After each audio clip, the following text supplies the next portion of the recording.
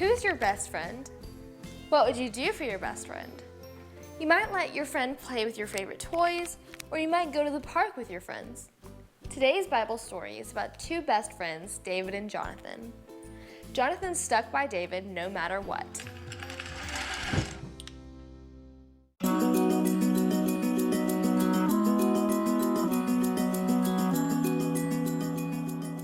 David was a hero. He had killed Goliath, the mighty Philistine warrior, with just a sling and a stone. David lived at the king's palace.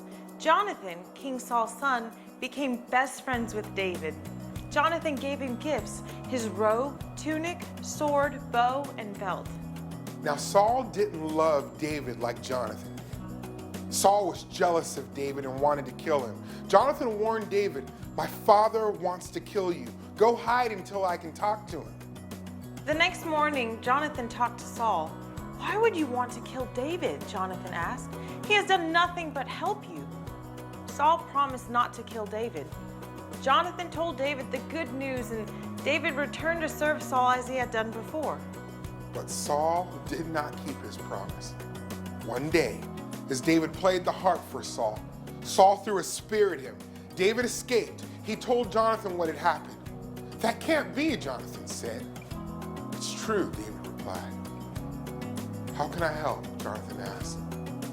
David came up with a plan to figure out how Saul felt about David. "The new moon festival's tomorrow," David explained. "I'm supposed to be at the meal, but I'm not going. If Saul asks where I am, tell him I asked for your permission to go to Bethlehem. If he gets angry, you will know he wants to kill me." Jonathan told David that he would give him a sign to show how Saul responded. Jonathan would shoot 3 arrows. Then he would send his servant to get the arrows. If David was safe, Jonathan would say, "The arrows are to the side of you." But if Saul wanted to kill David, Jonathan would say, "The arrows are beyond you." So Jonathan went to the new moon festival with his father. When Saul sat down to eat, he asked, "Where's David?" "David is in Bethlehem. I gave him permission to go," Jonathan said. Saul became angry. "David deserves to die," he yelled. "Why?" Jonathan asked. "What has he done wrong?" Saul threw his spear at Jonathan, and Jonathan left the table. He was sad that his father wanted to kill David. The next morning, Jonathan went to the field where David was hiding. He shot 3 arrows and sent his servant to retrieve them. "The arrow is beyond you," Jonathan shouted. That meant Saul wanted to kill David. Jonathan sent his servant away, and David came out from where he was hiding. David was so sad. David and Jonathan cried and said their goodbyes. "Take care of yourself," Jonathan said.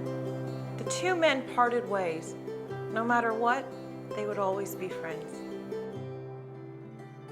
Jonathan was a true friend to David. Jonathan's life gives us a glimpse of Jesus, the mighty friend of sinners. Jesus calls us friends. John 15:15. He gave up his position in heaven to come down to us, gave up his life to save us, and intercedes for us before God. Wow, Jonathan was a very good friend. What kinds of things does a good friend do? We have a great friend. His name is Jesus. He's the friend of sinners.